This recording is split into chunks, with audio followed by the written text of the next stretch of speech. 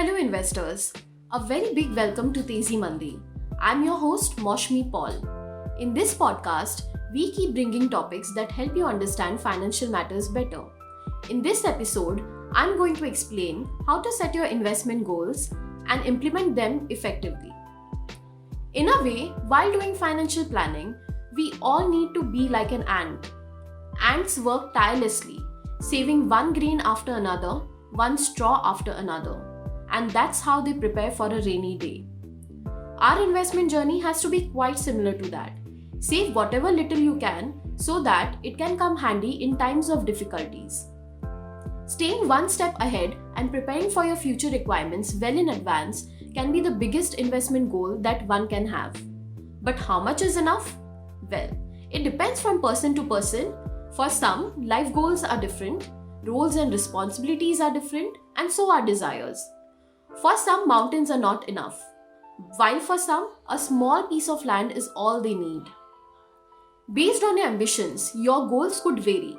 It could be desire-driven, like buying a dream car or going for a world tour, or it can be emotion-driven, like buying a house or offering your family a good life.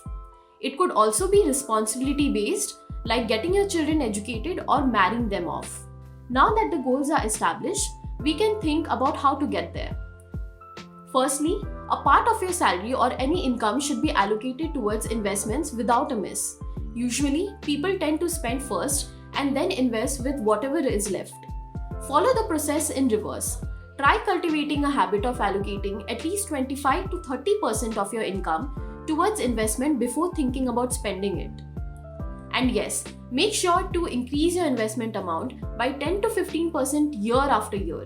It means if you are saving Rs 30,000 per month, find a way to make it Rs 33,000 per month and keep increasing the allocation year after year.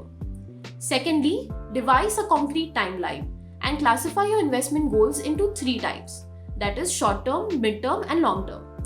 Choose short-term investment objectives based on your current lifestyle and spending capacity. For example, let's say you want to buy a new television or a new laptop or plan a new vacation. The first impulse is to buy them from your next salary. But if you are an investor, you will learn to save for it over the 3-4 months instead of buying it off immediately. Now, once you are able to win over all these small resistances, let's move towards mid-term financial goals. Buying a new car, planning a surprise for your better half, or paying off a loan could qualify as one. If you have decided on one or more of these goals, start calculating how much you are going to need to invest in order to achieve them. Finally, let's move to the more complex issues of life like post-retirement, buying a house or educating children. It all requires us to be that ant, working tirelessly saving that one more grain. But hey, while you are doing all this, it is equally important to enjoy life. So don't stress if you are not able to meet your goals. You can always revisit them and redraw your strategies based on your changing needs, but make sure you keep working on them. Well, thank you for listening to me here. Hopefully, this information motivates you in managing your finances better. Join me again in our next episode where I will come up with another insightful topic. Till then, please stay safe and make sure you subscribe to our podcast.